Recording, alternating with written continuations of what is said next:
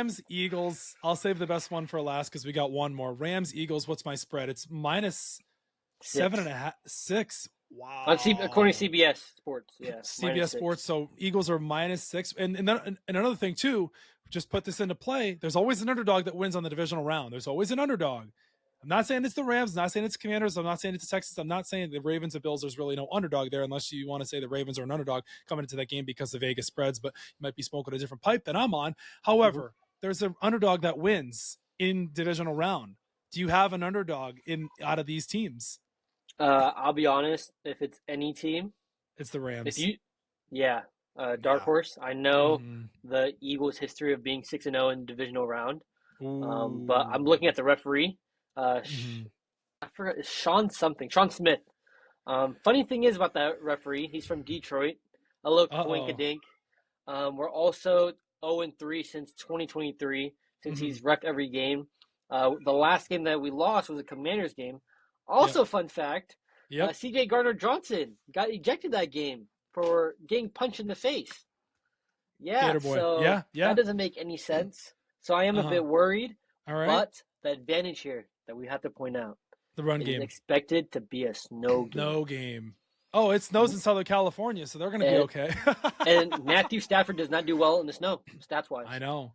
Yeah. I know that. Okay, so I did have my spreads here. I just didn't have it highlighted. It was Commanders -9.5. Eagles are favored by 6. Buffalo, Ravens are favored by 1.5. Really?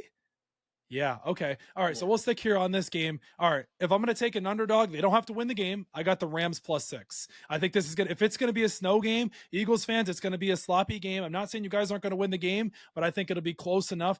The only concern I have though is the Rams. Can they keep up with the Eagles if we're going to be running the ball? But it could turn out to be a really sloppy game. It could be one of those like wacky wonky games where it's like, well, the Eagles really should have won this game, or it should be a really close, or the Eagles really should win this game. But with the weather as a factor, oh man, you just don't know. Snow games, you never know. You never take A.J. Brown anytime touchdown. Absolutely not in a snow game. Make it first touchdown, A.J. Brown. No, not in a snow game. Not in a snow game. Let's do it. Give me the Rams to cover the +6 spread in this game.